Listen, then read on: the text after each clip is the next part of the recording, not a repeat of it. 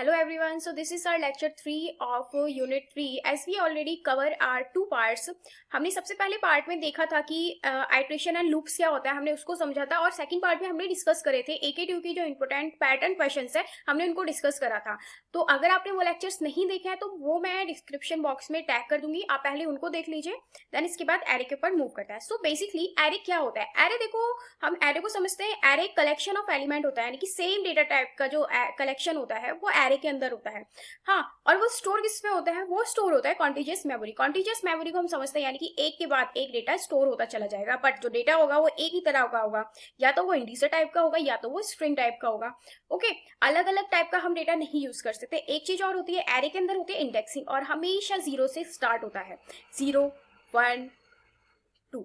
और हम एरे को कैसे एक्सेस कर सकते हैं? हम एरे को एक्सेस कर सकते हैं with the help of indexing values की हेल्प से हम एरे को फाइंड आउट कर सकते हैं कि उस पर्टिकुलर इंडेक्स में क्या हमारी वैल्यू स्टोर है। ओके, सो अभी देखो हम डिक्लेरेशन ऑफ एरे को समझते हैं। डिक्लेरेशन ऑफ एरे क्या होता है? देखो, ये हमारा फॉर्मेट होता है एरे को लिखने के लिए। तो सबसे पहले आप लोग क्या लिखते हो? उसके अंदर आप लिखते हो डेटा टाइप, किस टाइप का आप डेटा यूज कर रहे हो। देन उसके बाद आप लिखते हो एरे का नेम। सो मैंने यहाँ पे एरे का नेम ले रखा है ARR। ओके, देन उसके बाद मैं लिखती हूँ 5। तो 5 हमारा बेसिकली यहाँ पे साइज हो गया। अब देखो ये एरे किस तरीके से वर्क करेगा, तो अगर हम इसको बनाए तो ये कैसा बनेगा, 1 2 3 4। ओके, सो ये इसकी स्टार्टिंग कैसे होगी? स्टार्टिंग होगी इसकी 0, देन क्या आएगा 1, देन क्या आएगा 2 3, और देन आ गया 4। सो इस तरीके से हम एरे को लिखते हैं। तो इसके अंदर जितने भी एलिमेंट्स होंगे वो एक के बाद एक यहाँ पे स्टोर होते चले जाएंगे इसमें। तो ये जब कंटिन्यूसली स्टोर हो रहा है तो उस चीज को हम बोल रहे हैं कि कॉन्टिन्यूस मेमोरी लोकेशन में जाके स्टोर हो रहा है। ओके, सो देखो हमने यहाँ पे डिक्लेयर का मतलब क्या होता है? डिक्लेयर का बेसिकली मतलब ये होता है कि आपने अपने स्पेसिफिक कोड को या प्रोग्राम को बता दिया है, वो वैल्यू ऑलरेडी आप यूज कर चुके हो, तो वो चीज आती है हमारी डिक्लेरेशन। ओके, अब इनिशियलाइजेशन क्या होता है? आपने डिक्लेयर कर दिया है, आपने देखो आपने डिक्लेयर कर दिया यहाँ पे इंट a, यानी कि a जो है वो इंटीजर टाइप का है। आप ऑलरेडी डिक्लेयर कर चुके हैं अपने प्रोग्राम के अंदर। अब आपको इसके अंदर एक पर्टिकुलर वैल्यू स्टोर करनी है, तो मैंने क्या करा है, यहाँ पे 10 को मैंने स्टोर कर दिया। सो ये प्रोसेस जो होता है, जहाँ पे हमने इंट a लिया था, ये तो हो गया डिक्लेरेशन, और जहाँ पे आपने उसकी वैल्यू कुछ उसको एक पर्टिकुलर वैल्यू दे दी, यानी कि आपने उसको 10 दे दिया है, तो वो हो गया हमारा इनिशियलाइजेशन के अंदर वो आ जाता है। ओके, देन हम एग्जाम्पल की हेल्प से समझते हैं कि एरे का इनिशियलाइजेशन कैसे हो सकता है। तो हमारे पास डिफरेंट मेथड्स होते हैं एरे को इनिशियलाइज करने के। So this is our first method in which we wrote array in curly braces. Okay, so this is first method. And then देखो आपने यहाँ पे क्या करा, इंट एरे, आपने यहाँ पे इसका साइज डिफाइन नहीं करा है कि उसका साइज क्या है, बट देखो ऑटोमेटिकली वो डिटेक्ट कर लेगा कि इस एरे का साइज क्या है। उस एरे का साइज होगा 5, क्योंकि आपने यहाँ पे वैल्यू दे रखी है, इसको इनिशियलाइज कर रखा है कि 1 2 3। तो इस एरे का साइज यहाँ पे क्या हो जाएगा? इस एरे का साइज हो जाएगा यहाँ पे 3। ओके, ऊपर वाले का साइज आपने दे रखा है, उसको 5 दे रखा है, तो यहाँ पे हमारी 5 वैल्यूज जो होंगी वो आपने ऑलरेडी इसमें इनिशियलाइज भी कर रखे, तो 5 वैल्यूज ये डिफरेंट फॉर्म्स होते हैं एरे को लिखने के लिए। ओके,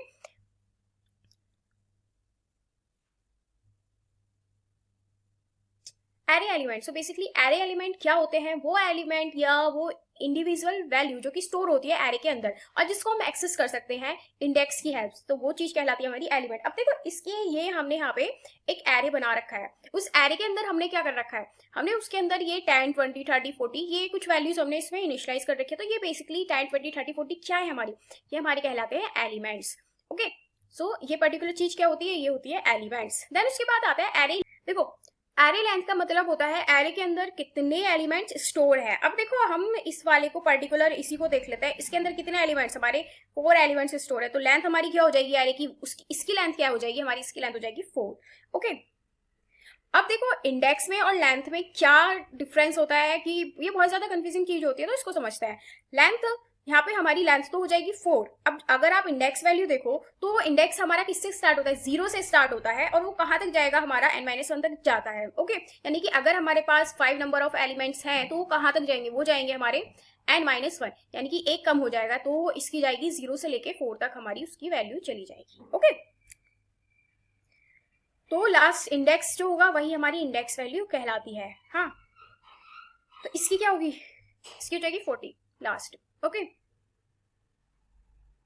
एरे हमारे 3 टाइप्स के होते हैं बेसिकली। 1 डायमेंशनल एरे होता है, 2 डायमेंशनल एरे होता है और होता है हमारा मल्टी डायमेंशनल एरे। सो 1 बाय 1 हम इसको डिस्कस करते हैं, सारे एरेस को समझते हैं with programs. Okay, 1 dimensional array. So basically 1 dimensional array क्या होता है, आप देखो एक सिंगल लाइन होती है, हाँ, this is called 1 dimensional array, यानी कि एक ही लाइन में डेटा जो है वो स्टोर हो रखा है, लिस्ट फॉर्म में स्टोर हो रखा है हमारा डेटा, तो उस चीज को हम बोलते हैं 1 डायमेंशनल डेटा।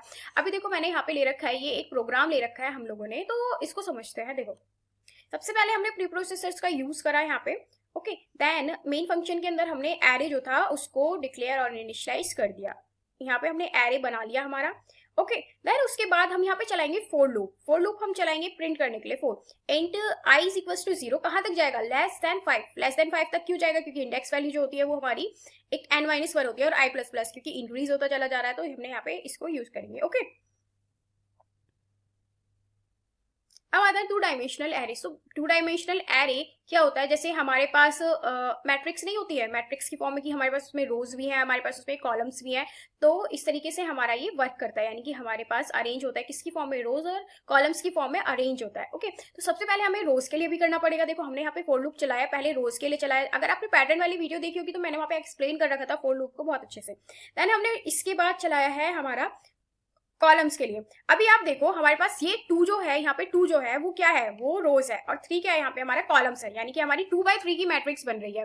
अभी हमने यहाँ पे देखो वैल्यूज भी कर रखी है, तो 1 2 3 क्या है हमारी, ये रोज है, और 4 5 6 हमारे ये है कॉलम्स। ओके, अब देखो आपको क्या करना है, ट्रावर्सिंग 2 दिया है। ट्रावर्सिंग क्या क्या मतलब होता है, 1 बाय 1 हर एलिमेंट्स को चेक करना, वो कहलाता है हमारे ट्रावर्सिंग। तो हमें ट्रावर्स करना है, तो वो कैसे कर सकते हैं हम ट्रावर्स, क्योंकि हमें तो यहाँ पे चेक करना है ना, 1 बाय 1 चेक करना है। तो अभी आप देखो हमारा जो एरे है, नंबर ऑफ रोज के अंदर क्या कंडीशन है, आई जो है वो लेस देन 2 ही होना चाहिए, क्योंकि हमारे 2x3 की है, और जे कैसा होना चाहिए, जे इज लेस देन 3 होना चाहिए। अब आता है हमारा 3D एरे। सो देखो 3 डायमेंशन एरे के अंदर हमारा जो होता है डेटा वो 3 डायमेंशंस में स्टोर होता है। So basically first one is हो गया हमारा row, second one is column and another one is depth.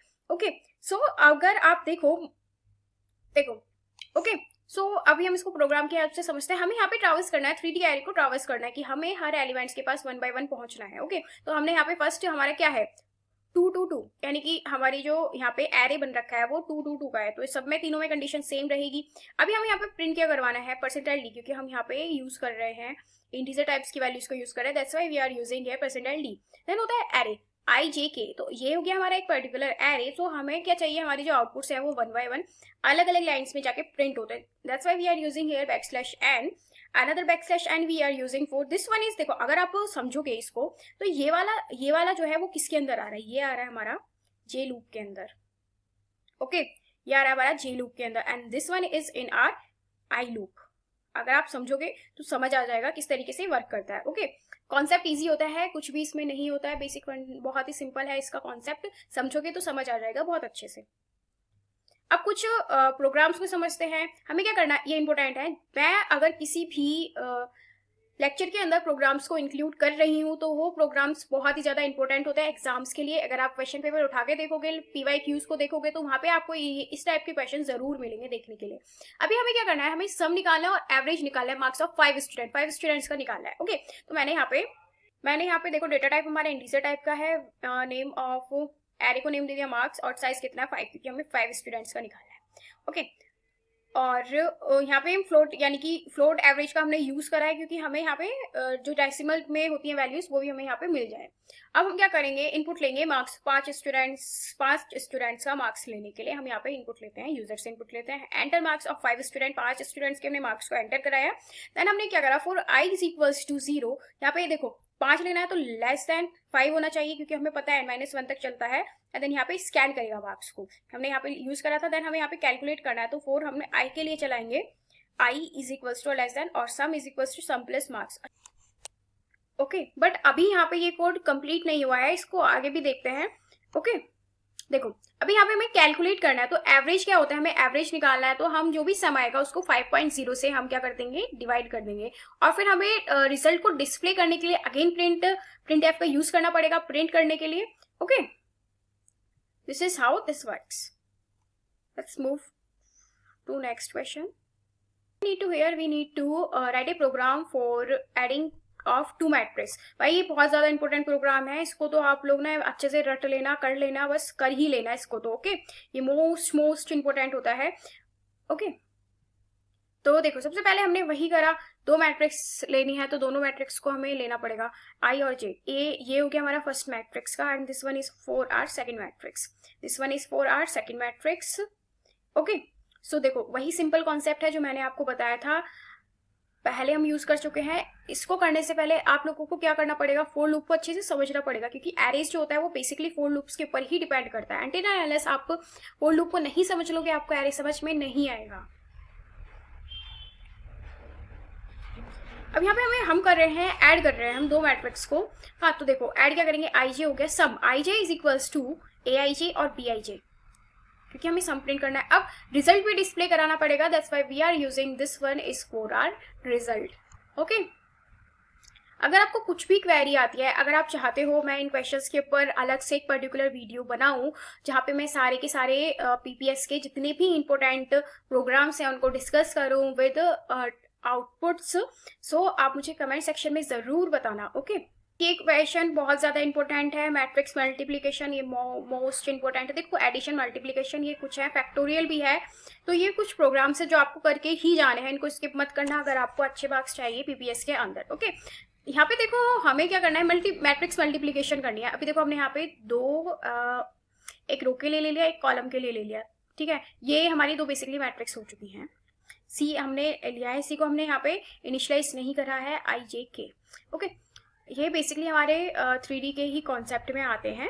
Okay, तो सी बेसिकली यहाँ पे क्या कर रहा है, सी हमारा मल्टीप्लिकेशन में हेल्प कर रहा है, क्योंकि हमने यहाँ पे सी की कुछ भी वैल्यू नहीं दी है, सी को हमने 0 इनिशियलाइज कर रखा है।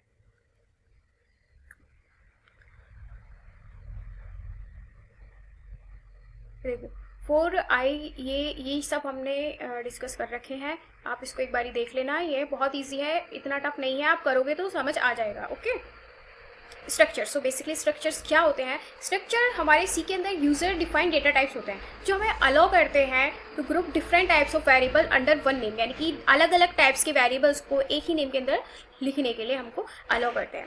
Okay, so this is syntax for this is the syntax for writing and structure. Okay, और देखो की पॉइंट्स ऑफ स्ट्रक्चर के की पॉइंट्स क्या क्या है।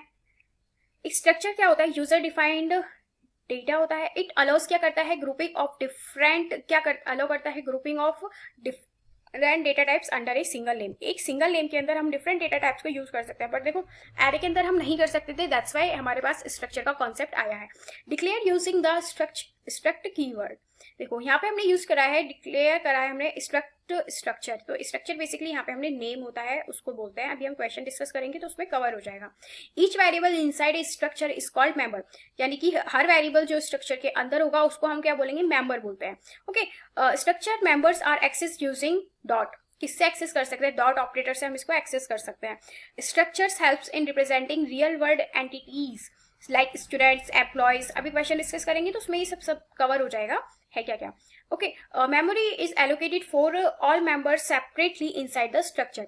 Structures can be initialise at the time of declaration, के टाइम पे हम इनिशियलाइज करते हैं। You can create array of structure to store multiple records को स्टोर करने के लिए।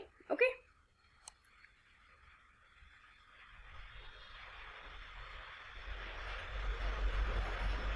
सो दिस इज, ये बेसिकली हमारा प्रोग्राम है, यहाँ पे नहीं लिखा हुआ है, ये स्टूडेंट्स का जो डेटा है उसके लिए ये प्रोग्राम है। ओके,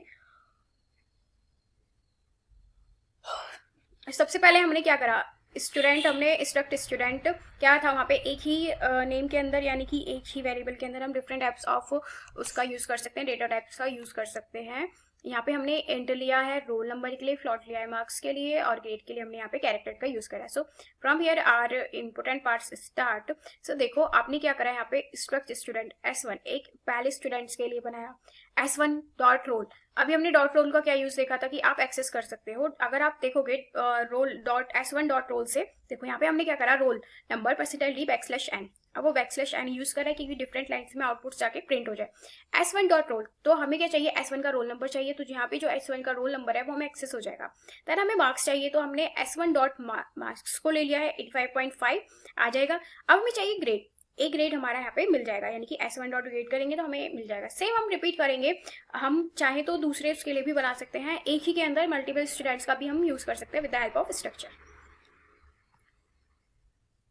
एम्प्लॉय वाला प्रोग्राम बहुत इंपॉर्टेंट है, इसको स्किप करके मत जाना। मैंने बोला ना आपको कि मैंने जितने भी इसके अंदर दे रखे हैं आपको, वो सारे के सारे प्रोग्राम्स इंपॉर्टेंट होते हैं, उनको स्किप मत करा करो आप। ओके, अभी देखो हमने बना लिया एम्प्लॉय के लिए, क्योंकि हम यहाँ पे एम्प्लॉय के लिए कर रहे हैं स्ट्रक्ट एम्प्लॉय। एम्प्लॉय हमारा हमने यहाँ पे नेम दे दिया है। हाँ, अभी देखो हमें इंटीजर यूज करा हमने आईडी के लिए, कैन नेम करा है हमारा नेम के लिए। कैरेक्टर नेम कितने हो सकता है? 50 से ज्यादा नहीं हो सकते। फ्लोट हमने ले लिया सैलरी के लिए। अब देखो हमने यहाँ पे मेन फंक्शन स्टार्ट करते हैं, struct employee M. Okay, print क्या कर रहे हैं? एंटर एम्प्लॉय आईडी, एम्प्लॉय की आईडी हम यहाँ से ले रहे हैं, इनपुट्स ले रहे हैं, एम्प्लॉय की आईडी ले रहे हैं। अभी देखो डॉट आईडी हमने यूज करा है क्योंकि हम यहाँ यूजर से इनपुट ले रहे हैं। ओके, अगर हम यूजर से इनपुट नहीं लेते, खुद से देते, तो हमें यहाँ पे जरूरत नहीं पड़ती, जैसे हमने पिछले वाले क्वेश्चन में करा था, ऐसे यहाँ पे हमें ये यहाँ पे जरूरत नहीं पड़ती इसको लिखने के लिए। ओके, अब हमें क्या करना है? डिस्प्ले कराना है। डिस्प्ले कराने के लिए हम क्या करेंगे? प्रिंट पर्सनल एंड देखो यहाँ पे देखो एम्प्लॉय डॉट आईडी, यहाँ से क्या आईडी? एम्प्लॉय की आईडी प्रिंट हो जाएगी। यहाँ से क्या हो जाएगा? डॉट नेम से नेम प्रिंट हो जाएगा, सैलरी से सैलरी प्रिंट होके आ जाएगी। ओके, आई होप आपको स्ट्रक्चर समझ आ गया हो। अगर आपको कुछ भी क्वेरी होती है, कुछ भी डाउट होता है, तो आप मुझे कमेंट सेक्शन में बता सकते हो। आई मेक श्योर मैं आप सबकी क्वेरीज को आंसर कर पाऊँ। यूनियन, सो देखो यूनियन हमारा क्या होता है? यूजर डिफाइंड डेटा टाइप होता है सी के अंदर, जो हमें अलाउ करता है storing different data in the same memory. Same यही काम तो हमारा एरे कर रहा था, यही काम हमारा कर रहा है स्ट्रक्चर, तो हमें इसकी जरूरत क्यों पड़ी? पहले हम इसको समझते हैं कि बेसिकली यूनियन है क्या। दोनों का वर्क ऑलमोस्ट सेम है, समझते हैं। A union is a user defined data types, like structure की तरह ही होता है। Declare using the union keyword से हम स्ट्रक्चर किससे करते थे? स्ट्रक्ट कीवर्ड से हम डिक्लेयर करते थे। हाँ, all member share the same memory location, देखो सेम मेमोरी लोकेशन को शेयर करते हैं। At the time only one member can hold a value, एक टाइम पे सिर्फ एक ही मेंबर वैल्यू को होल्ड कर सकता है। Size of union is equals to size of its largest number, जो लार्जेस्ट नंबर का साइज होता है वही साइज ऑफ यूनियन होता है। Okay, changing the member overwriting the previous value, used when memory optimization is required. Okay, अब दोनों के बीच में बेसिक डिफरेंस क्या होता है? देखो मेमोरी जो होती है सेपरेट फॉर, अभी हमने समझा स्ट्रक्चर के अंदर हमारे पास जो मेमोरी होती है separate for each member, her member के लिए सेपरेट होती है मेमोरी। बट देखो अभी हमने यूनियन में देखा शेयर्ड मेमोरी होती है, यानी कि हर मेंबर को सेम ही मेमोरी शेयर करी जाती है। हाँ, all values at once, usage जो होता है हर वैल्यू एक बार यूज होती है, one value at a time, एक वैल्यू एक बार में ही यूज होगी। सम ऑफ ऑल मेंबर्स होता है, साइज जो होता है यहाँ पे सारे के सारे उसका होता है। और यहाँ पे क्या होता है यूनियन के अंदर, जो जिसका लार्जेस्ट मेंबर का जो साइज होगा वही साइज हमारा यूनियन का होता है। एम्प्लॉय प्रोग्राम यूजिंग यूनियन, अब हमने देखो समझा यहाँ पे, देखो दोनों का ही सेम कॉन्सेप्ट है, कुछ भी ज्यादा डिफरेंस नहीं है, बस थोड़ा बहुत डिफरेंस होता है, वही मेमोरी वाला पार्ट जो था, और ज्यादा कुछ नहीं है, दोनों ऑलमोस्ट सेम ही है। देखो हमने यहाँ पे क्या करा, यूनियन एम्प्लॉय EMP हमने ले लिया। हमने यहाँ पे पहले से हम यूजर से इनपुट नहीं ले रहे हैं, हमने ऑलरेडी अब दे रखा है यहाँ पे इनपुट जो है। हम क्या चाहते हैं? Print ID. हाँ, एम्प्लॉय की आईडी को प्रिंट करवाना चाहते हैं EMP डॉट आईडी से, यानी कि एम्प्लॉय। फिर हमें सैलरी चाहिए, सैलरी डॉट से ही करा दिया। EMP डॉट ग्रेड, यहाँ से ग्रेड हो गया। अब हमें इसका प्रिंट करवाने के लिए, आउटपुट प्रिंट करवाने के लिए हमें एक और, ओके, सो ये इस तरीके से वर्क करता है। एन्यूमरेशन मीन्स एनम, ये क्या होता है? यूजर डिफाइंड डेटा टाइप होता है सी के अंदर, that consist of set of name integer constant. Okay, so this is our program. समझते हैं इसको, प्रोग्राम को। देखो सबसे पहले हमने क्या करा, एनम डे यहाँ पे हमने बना लिया, लाइक एरे की टाइप में ही होता है। अब देखो एनम डे टुडे, आज का डे क्या होगा? टुडे क्या है? वेंसडे है। हाँ, यहाँ से टुडे की इसमें से ये वैल्यू लेगा, यहाँ क्या यहाँ पे है वैल्यू, अगर होगी तो वो प्रिंट करके देगा, अदरवाइज वो प्रिंट करके नहीं देगा। ओके,